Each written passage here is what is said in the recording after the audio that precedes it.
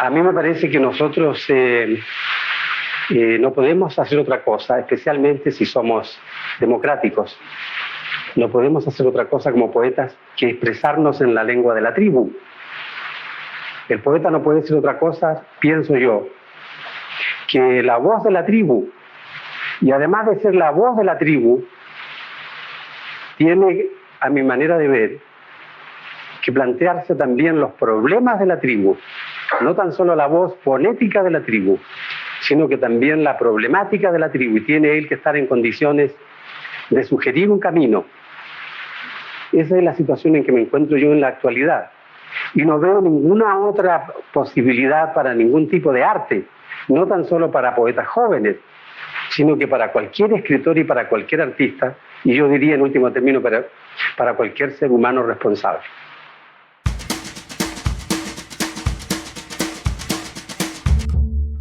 Esto es Ojo en Tinta, el podcast. Libros para salvar al mundo.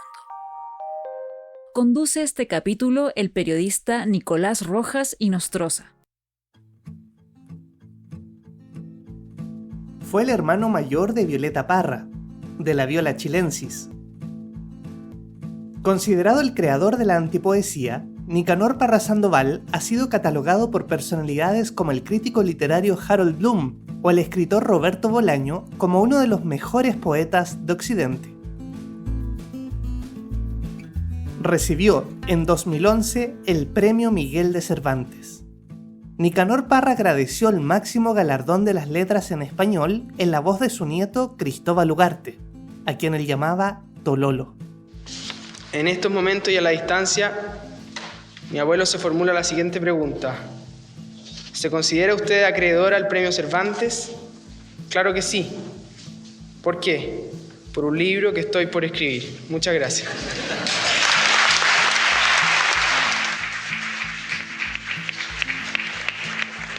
Pero esta historia partió mucho antes.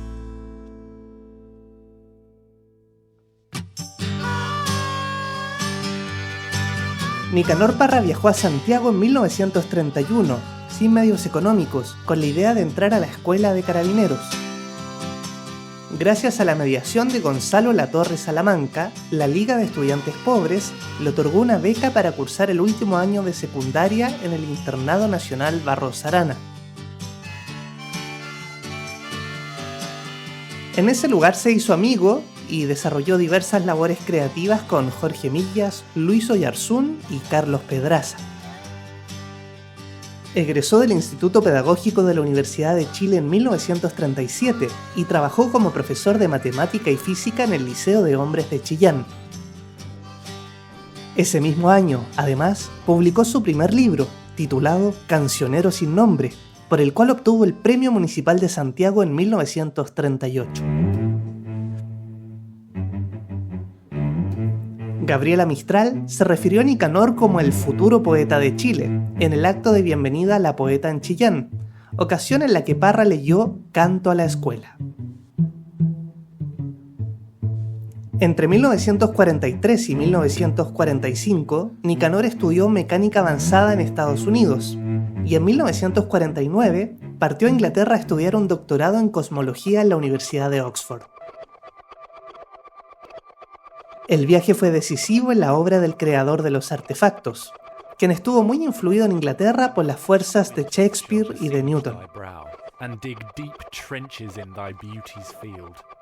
En 1954 publicó Poemas y Antipoemas, el libro que produjo un corte radical en la poesía chilena e hispanoamericana, y marcó la irrupción del modelo antipoético en la literatura universal.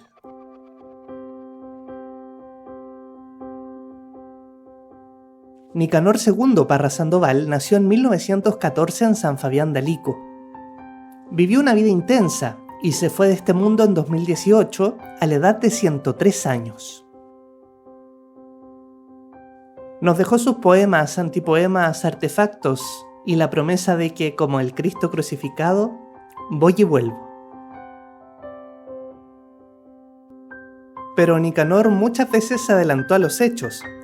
Más de 60 años antes de su muerte, ya había escrito, en 1954, este epitafio.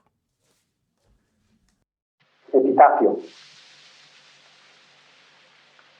De estatura mediana, con una voz ni delgada ni gruesa, hijo mayor de profesor primario y de una modista de trastienda, flaco de nacimiento aunque devoto de la buena mesa, de mejillas escuálidas y de más bien abundantes orejas, con un rostro cuadrado en que los ojos se abren apenas, y una nariz de boxeador mulato baja la boca de ídolo azteca. Todo esto bañado por una luz entre irónica y pérfida, ni muy listo ni tonto de remate, fui lo que fui, una mezcla de vinagre y de aceite de comer, un embutido de ansia y bestia.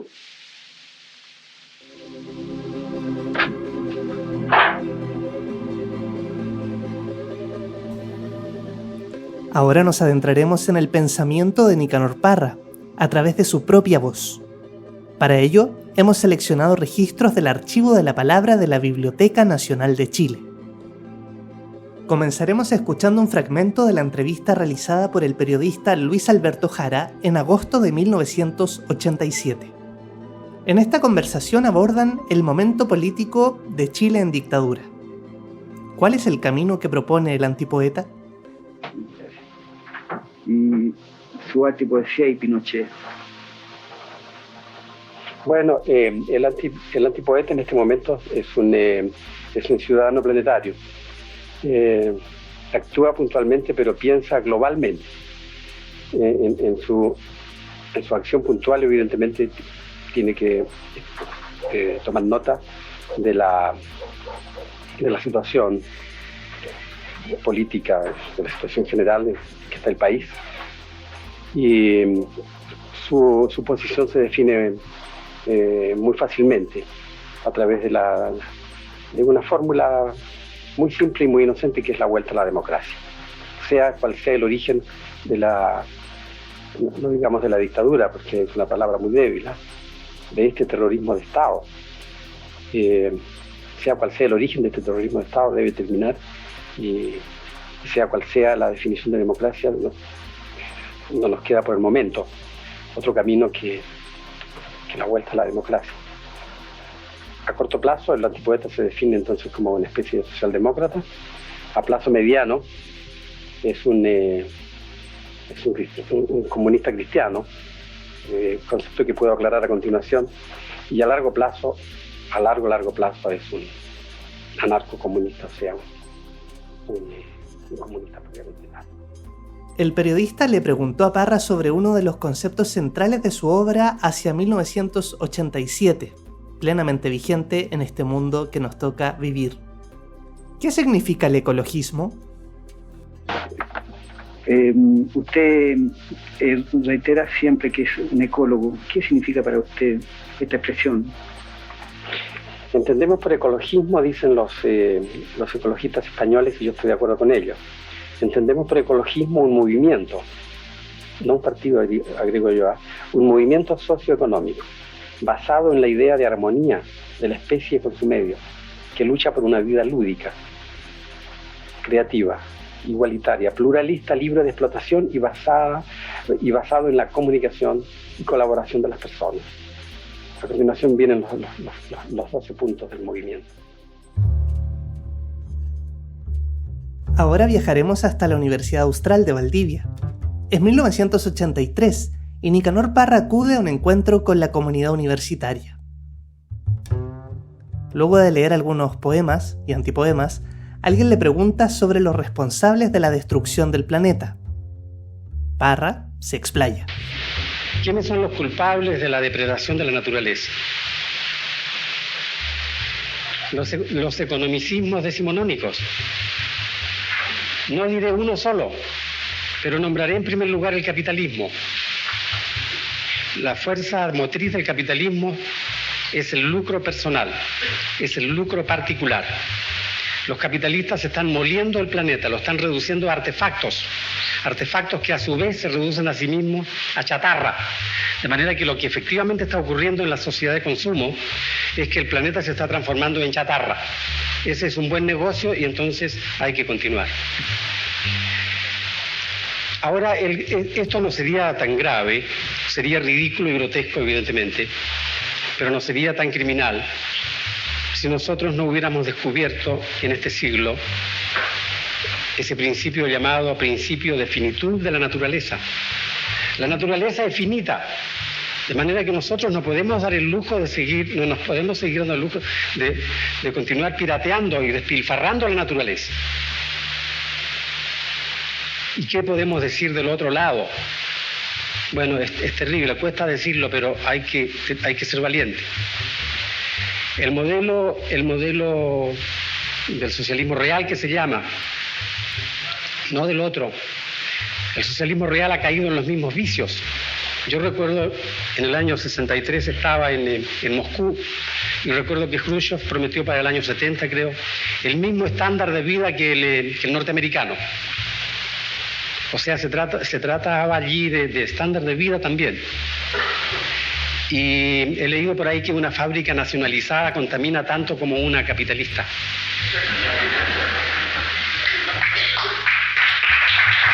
Entonces, que los culpables son los llamados economicismos decimonónicos, que no tomaron en cuenta la variable ecológica en el momento en que fueron formulados. No podían hacerlo porque en el siglo XIX el mundo aparecía empíricamente como infinito.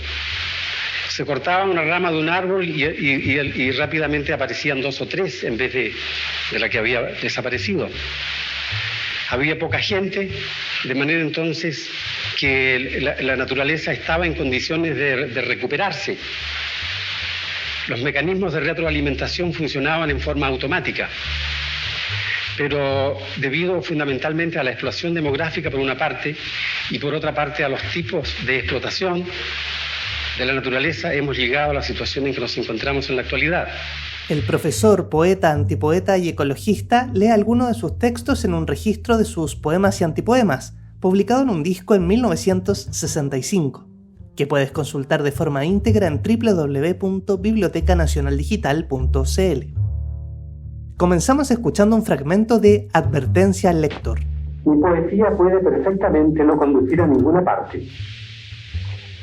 Las risas de este libro son falsas, argumentarán mis detractores. Sus lágrimas artificiales. En vez de suspirar, en estas páginas se bosteza. Se patalea como un niño de pecho. El autor se da a entender a estornudos. Conforme, os invito a quemar vuestras naves. Como los fenicios pretendo formarme mi propio alfabeto. ¿A qué molestar al público entonces?, se preguntarán los amigos lectores. Si el propio autor empieza por desprestigiar sus escritos, ¿qué podrá esperarse de ellos? Cuidado, yo no desprestigio nada. O mejor dicho, yo exalto mi punto de vista. Me vanaglorio de mis limitaciones. Pongo por las nubes mis creaciones. Enterraban en sus propias cabezas los cadáveres de sus padres. Cada pájaro era un verdadero cementerio volante. A mi modo de ver, ha llegado la hora de modernizar esta ceremonia. Y yo entierro mis plumas en la cabeza de los señores lectores. Nicanor Parra reflexiona sobre la profesión docente y sus 500 horas semanales en Autorretrato. Autorretrato. Considerad, muchachos, esta lengua roída por el cáncer. Soy profesor en un liceo oscuro. He perdido la voz haciendo clases. Después de todo o nada hago 40 horas semanales. ¿Qué os parece mi cara bofeteada? ¿Verdad que inspira lástima mirarme? ¿Y qué decir de esta nariz podrida por la cal de la tiza degradante? En materia de ojos, a 3 metros no reconozco ni a mi propia madre. ¿Qué me sucede? Nada. Me los he arruinado haciendo clases. La mala luz, el sol, la venenosa luna miserable. ¿Y todo para qué? Para ganar un pan imperdonable, duro como la cara del burgués y con olor y con sabor a sangre. ¿Para qué hemos nacido como hombres si nos dan una muerte de animales? Por el exceso de trabajo, a veces veo formas extrañas en el aire. Oigo carreras locas, risas, conversaciones criminales. Observar estas manos y estas mejillas blancas de cadáver. Estos escasos pelos que me quedan, estas negras arrugas infernales. Sin embargo, yo fui tal como ustedes, joven lleno de bellos ideales. Soñé fundiendo el cobre y limando las caras del diamante. Aquí me tienen hoy detrás de este mesón inconfortable, embrutecido por el sonsonete de las 500 horas semanales.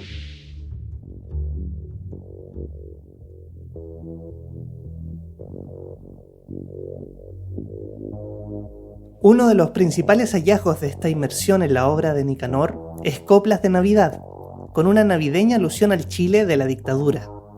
Estos textos fueron encargados por el diario La Segunda, pero finalmente no fueron publicados. Ya sabremos por qué. Escuchamos esta lectura desde la Universidad Austral de Valdivia en 1983. Estoy escribiendo. Gran parte de este poema ha sido hecho aquí en Valdivia, el día de ayer. Se titula Coplas de Navidad.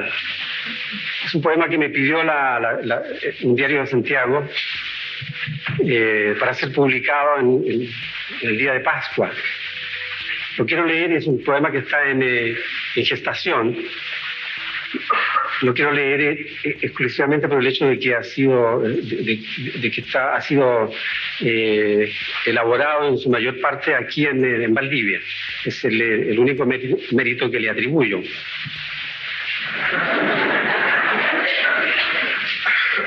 Coplas de Navidad. Insisto en que el poema todavía no está bien atornillado, ¿eh? Señora Doña María, gracias a su niño Dios, ha vuelto la luz del día, ha vuelto la poesía. Al cielo le doy las gracias y al niño Jesús le pido que vuelva la democracia. Abajo la aristocracia. Pucha, la guagua preciosa parece botón de rosa. La patria sin libertad es una calamidad. Ay, ¿cuándo será ese cuándo? Fin al exilio oprobioso le pido de corazón y fin a la represión. Y yo, señora María, que vengo de Antofagasta, le pido que diga basta. La noche la paso en vela, pido que se ponga fin a este dolor de muela. A cambio de este favor aquí le traigo una flor. Y yo le traigo un pescado. Si no me abre la puerta, aquí lo dejo botado. Venimos de mortandad a celebrar con usted la noche de vanidad. Señora Doña María, yo vengo de Chillán Viejo y al niño Jesús le traigo un chuico de vino añejo. Y yo, para no ser menos, le traigo de Conchalí su ídem de Chacolí. Lo malo, Doña María, que está la olla vacía. Y yo no le traigo nada, ni túnica ni brillantes. Un año que estoy cesante. Mientras encuentro trabajo, tome esta cabeza de ajo. Y yo, señora María, que vengo de Punta Arenas, al niño Jesús le traigo olas del Golfo de Penas. Y yo, que vengo del norte, le traigo buenas noticias. Ya no se soporta más, la gente pide justicia. A este paso que vamos, habrá que cambiar el mundo, comentan los moribundos.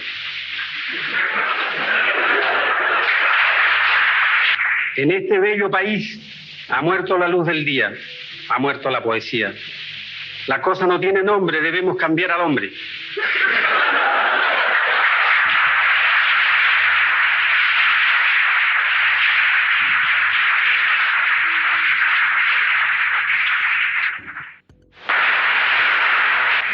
Y yo que soy lo que soy, león entre los leones, como no tengo otra cosa, le dejo mis pantalones. ¿Quién dijo miedo, señora? Arriba los corazones. Y yo que vengo de a pie rumbeando de la Argentina, a su niñito le traigo la guerra de las Malvinas. Qué guagua más deliciosa, parece una mariposa volando de rosa en rosa. No se lo confía a nadie, Cuide su niñito Dios. Y para el dolor de guata, recuerde que no hay remedio mejor que la rurrupata. Repito y vuelvo a decir, cogollo de cola de oso. Un necio no más desprecia lo cierto por lo dudoso. Confío que don José no se nos pondrá celoso. Saludos para su esposo. Despedida. Ya no nos tramite más, señora del alma mía. Y díganos cuándo diablo sale la ley de amnistía. Palabra que no comprendo, y eso, señora María, que vengo de Putaendo. Lo único que le pido en esta gran ocasión es lo que pedimos todos, el triunfo de la razón. Ea, Madre Santa, ea, que no se persiga más a nadie por sus ideas.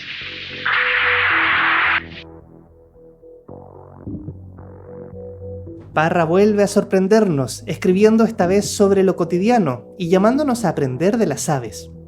Escuchemos Oda a unas palomas. Oda a unas palomas. Qué divertidas son estas palomas que se burlan de todo, con sus pequeñas plumas de colores y sus enormes dientes redondos. Pasan del comedor a la cocina como hojas que dispersa el otoño, y en el jardín se instalan a comer moscas de todo un poco. Picotean las piedras amarillas o se paran en el lomo del toro.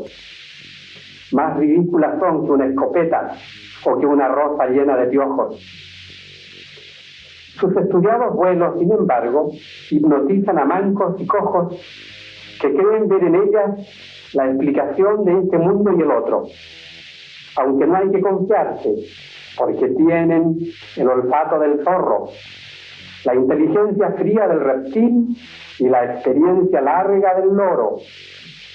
Más hipócritas son que el profesor y que el abad que se cae de gordo. Pero al menor descuido se abalanzan como bomberos locos, entran por la ventana del edificio y se apoderan de la caja de fondos. A ver si alguna vez nos agrupamos realmente todos y nos ponemos firmes como gallina que defiende sus pollos.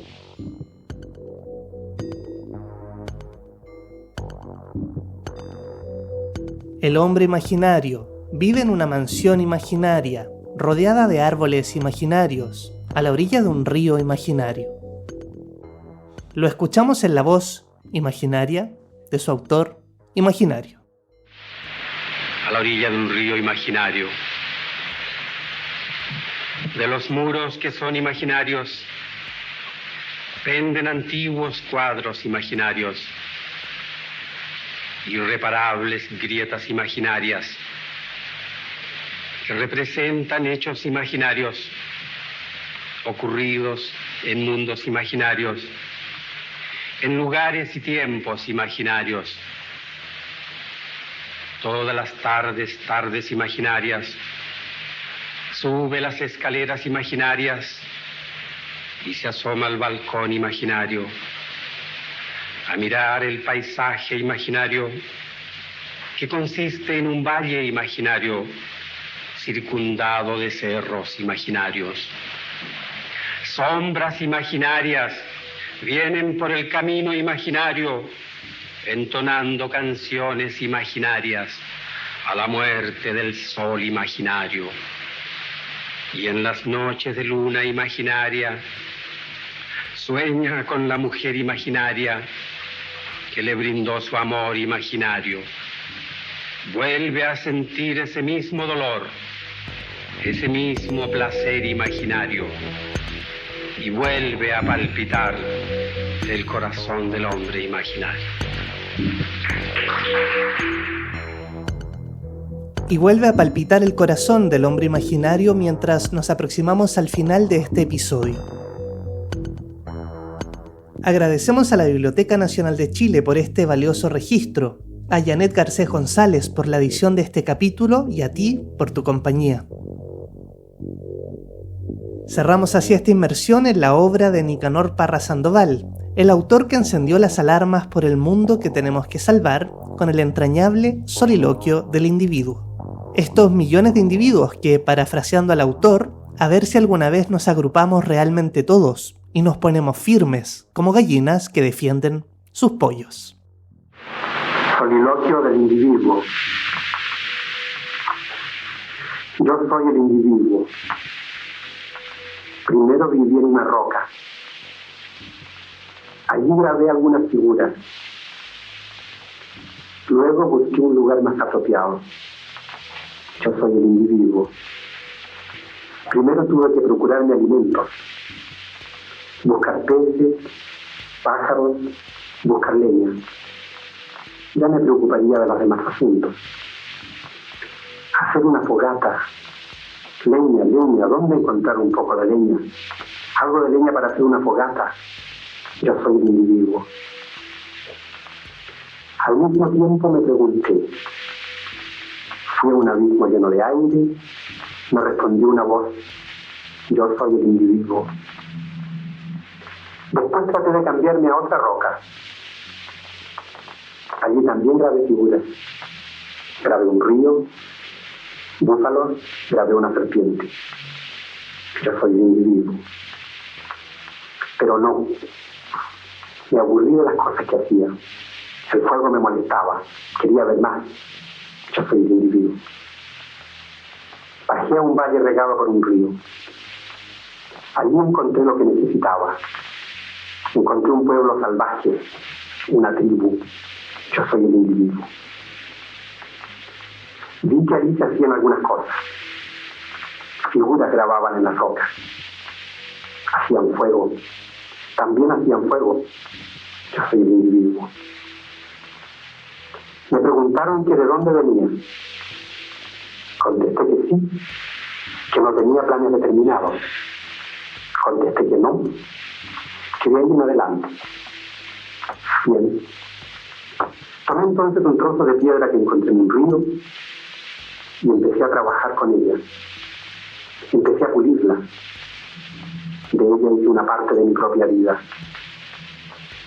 Pero esto es demasiado largo. Corté unos árboles para navegar. Buscaba peces. Buscaba diferentes cosas. Yo soy el individuo.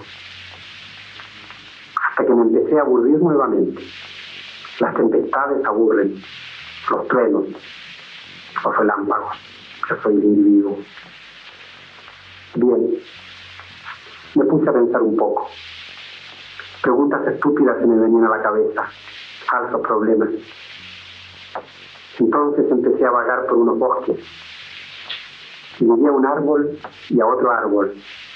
Y llegué a una fuente. A una fosa en que se veían algunas ratas. Aquí vengo yo, dije entonces. ¿Habéis visto por aquí una tribu, un pueblo salvaje que hace fuego? De este modo me desplacé hacia el oeste, acompañado por otros seres, o más bien solo. Para ver hay que creer, me decían. Yo soy el individuo. Formas veía en la oscuridad, nubes tal vez veía nubes, veía relámpagos. A todo esto habían pasado ya varios días. Yo me sentía morir.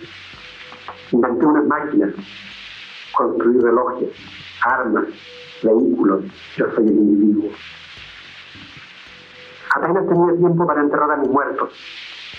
Apenas tenía tiempo para sembrar. Yo soy el individuo. Años más tarde concebí unas cosas, unas formas.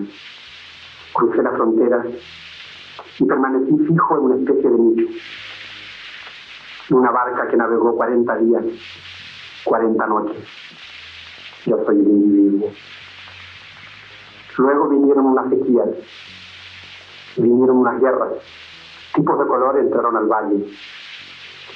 Pero yo debía seguir adelante, debía producir. Produje ciencia, verdades inmutables, produje tanagras.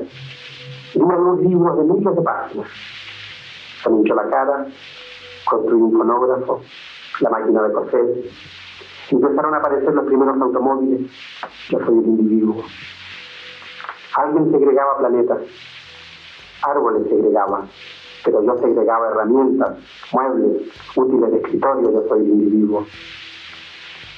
Se construyeron también ciudades, rutas, instituciones religiosas pasaron de moda. Buscaban dicha, buscaban felicidad. Yo soy el individuo. Después me dediqué mejor a viajar, a practicar idiomas. Yo soy un individuo. Miré por una cerradura. Sí, miré. ¿Qué digo? Miré. Para salir de la duda, miré. Detrás de unas cortinas. Yo soy un individuo. Bien. Mejor tal vez que vuelva a ese valle, a esa roca que me sirvió de hogar, y empiece a grabar de nuevo, de atrás para adelante, grabar el mundo al revés. Pero no, la vida no tiene sentido.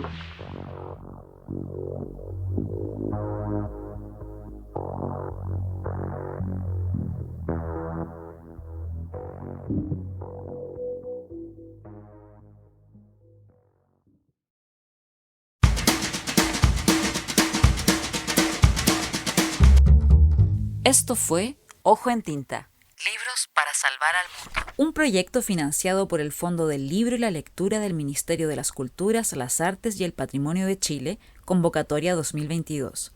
Puedes encontrar todos los capítulos en Spotify, en YouTube y en www.ojoentinta.com. Sigue a Ojo en Tinta en Facebook, Twitter e Instagram y cuéntanos de tus lecturas para salvar el mundo.